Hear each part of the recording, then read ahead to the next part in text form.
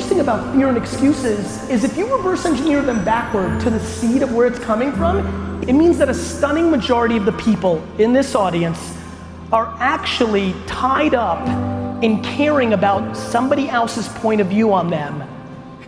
And I'm really fascinated by that. Fear's holding you back. You know what you want to do. The only reason you're not doing it is because you're scared of doing what you actually want to do. So what are you scared of, failing?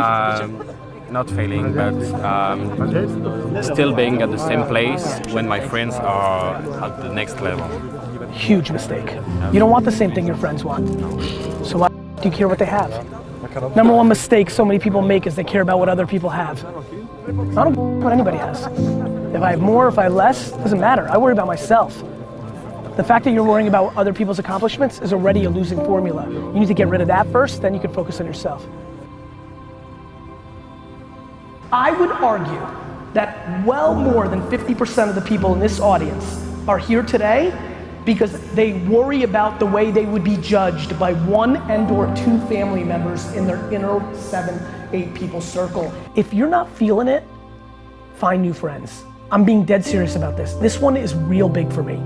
Who you hang out with is a huge deal. And again, these are all tried and true things, right? We've heard you're the whatever of the 5 friends you spent, like that's real. Add one new winner friend. Like, you know what I mean? Add one new winner friend and cut one loser friend. Like, yeah, I know he's been your boy since 4th grade, but he sits at home and smokes weed and plays 2K all day. Like, you can only love him so much. And to me, that is the most fascinating thing that's happening as I'm going through my journey, which is, oh, the reason I am capable and have the luxury of standing up here is that my parents parented me in a way that gave me so much self-esteem while respect. When I was 9 years old and opened the door for an elderly woman at a McDonald's, she reacted as if I won the Nobel Peace Prize. Good mom. What my mom did was super smart. She overreacted on everything that I was doing. That was a good human trait. My mom built huge self-esteem in me, and I feel like the biggest reason I am who I am today to everybody is because I feel so guilty and so grateful for what she did for me that I want to do it for everybody else, which is, guess what?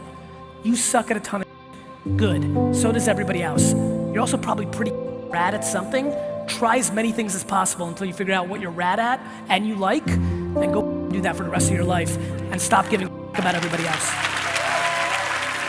There's just an incredible, like kind of access point of like what you're great at and what you love. When you stumble into being somebody like me, you really win. When what you're naturally great at is what you naturally love the most, and away you go. And so I think what you need to do is taste everything. It's kind of like food. You don't know what your favorite food is if you only eat one food.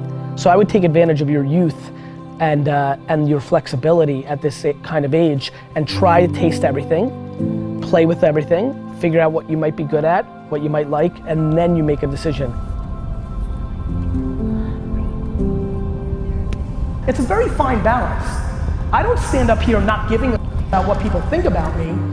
It's just that I care just a little more about what I think about myself than everybody else combined.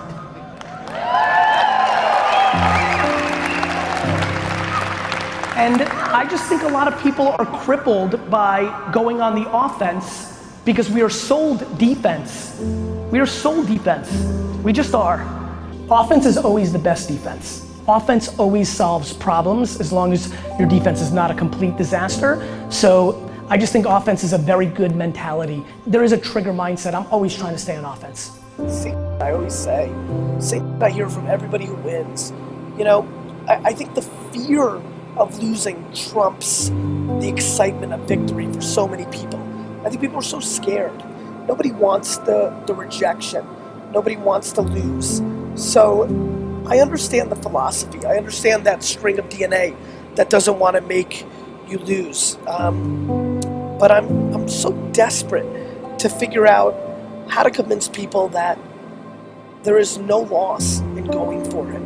That, yeah, you might get made fun of and you might have it in your own mind, but trying to figure out how to make people drop that fear of going and building a business for themselves in 2012, trying to figure out how to make a video or give a talk or send a tweet or write a book, just something that makes people understand that executing the way it always is gonna lead you to a place where you're not going to win. Life's funny, bro. And I think that a lot of people are sitting here for another reason in those two, fear, judgment of others. And this one's I'm obsessed with if you're following me. And I just think most of you lack patience. I tell these 23-year-olds, 26-year-olds all the time to be patient because they should. How old are you? 44. Think of, I'm 40. Do you know how young we feel?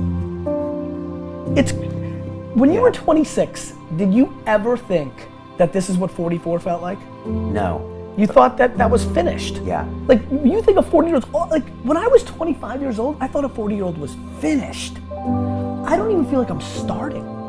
It's a balance of regret and patience. Like, you can go hard on for 3 years, do nothing right, wake up, and be young.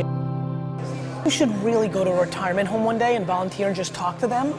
It will make you want to do every minute of your life, because when you see regret in a man's eyes, it's painful because you can't do about it. When you're 90 and you're not mobile and you're tired and it's over, you can't do it. You can't do it. You can't build that company you wanted. You can't spend that time with your kid. It's regret. And it drives the shit out of me. I think that patience has been the disproportionate component of my success. So what should we do, Gary Vee? Let's wrap this up. Yeah, What let's should we wrap it do? What should people do? People should stop complaining. Right. People should figure out who they are. Good call. People should not listen to America propaganda of fixing the they suck at. They should be tripling down on what they're good at. They should be competent in certain areas, but you're not gonna become Beyonce or, you know, like your bone structure is a certain way. Like, you're not gonna solve everything. Your IQ can get a little bit better, but don't worry about the incremental. Figure out what puts you on fire and you're halfway decent at. If you're lucky enough right now to be listening and you're good at what you like, become tunnel vision. Because there's way too many voices telling you what and how. And here's the other thing, and this is the big one, Joe. Have the conversation with the person that's holding you back. The reason most people who are listening right now are not doing that thing is they're worried about the opinion of somebody, usually their mother, usually their father. And the reality is that your spouse may be the person holding you back, and you have to have that conversation. Cut them off. We have to get to a place where you're doing you, because the number one thing that scares out of me is regret. And you're gonna sit there at 72 and you're gonna say, I wish, I wish, I wish. And whether that's money or spend more time with your family, there's a million ways to do this. Not everybody wants to buy the jets. Not everybody wants to smoke weed on the beach in Bahamas. Like, everybody's got a different thing. Figure out what your thing is and stop making excuses. Who the president is, your mom did this, like I missed it, I had that idea for Uber. Then why didn't you do it? There's a reason that guys and gals like me continue to have audiences, because people want to be motivated to go and do things, or they want to learn tactics to go and do things. But whether I'm giving you tactical advice like filters on Snapchat or Facebook ads or Instagram story collaborations, or I'm motivating you through my words, because I communicate that way, or through my actions, seeing this wake up at 5, work with it.